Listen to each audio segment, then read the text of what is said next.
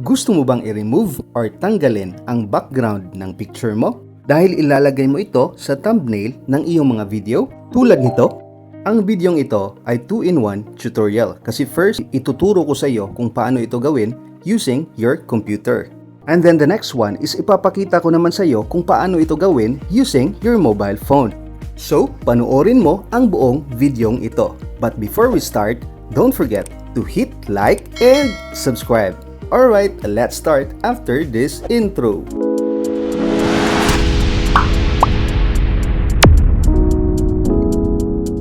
Okay, so punta ka na sa iyong computer, then go to google.com.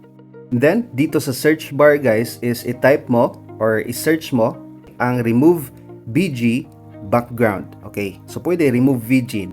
Yan, i-click mo to guys. So, ito yun guys, ang remove background. Okay, remove VG. So, after that, pag makita mo na to, i-click mo yan. Okay, so nandito na tayo sa website ng Remove VG. So, itong Remove VG is 100% automatically and free. So, free lang siya guys. Oh my God!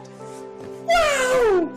And then, remove backgrounds 100% automatically in 5 seconds with 1 click. Wow, grabe, 5 seconds lang. And then 1 click lang siya. And then ma-remove na yung background ng picture mo. Sana all.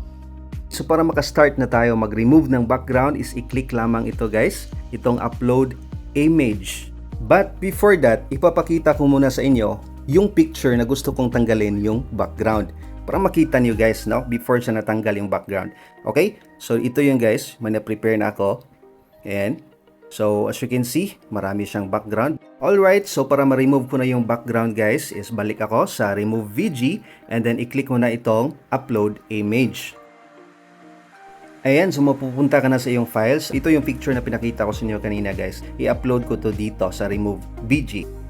Alright, so countdown tayo in 5, 4, 3, 2, 1. Ayan, so automatic na na-remove ang background ng aking picture. Pero just in case guys na kasi may mga sitwasyon na hindi talaga perfect yung pag-remove ng background. Lalo na kapag hindi clear yung picture mo, yung background mo ang complicated. So may mga ganun. Kasi may mga time guys na kulang. For example, hindi nasali yung tenga mo. And then minsan naman may susobra. May part sa background na masali sa photo. So pag gano'n na mangyari, so i-edit lang to guys, no? I-click lang. Ayan, so kapag may part na nasali guys, sumobra siya, so i-click lamang itong erase. At pwede mo itong i-adjust yung brush guys, no? Pwede mo itong paliitan, depende kung gaano kalaki yung i-erase mo na background. And then kapag may kulang sa photo mo, ay i-click lamang itong restore.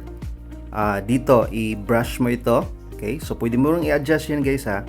Okay, so yung kulang, i-brush mo lang, ayan, until mabalik na yung kulang sa photo mo. Example, nawala yung isang tenga. Ayan. Pero since okay na tong photo ko, ay i-click ko na itong X. Ayan na naman si X guys, no? So, kapag okay na sa'yo ang result ng background removal, ay pwede mo nang pindutin itong download. Ayan, so na-download na yun guys. At tignan natin, balik tayo sa aking computer files. Ayan, so tignan natin yung picture kung okay na ba talaga. So ito yun guys. Ayan, so black na yung background. So that means na-remove na yung background ng picture na to. So successful siya guys. So ngayon, ipapakita ko naman sa iyo kung paano ito gawin using your mobile phone.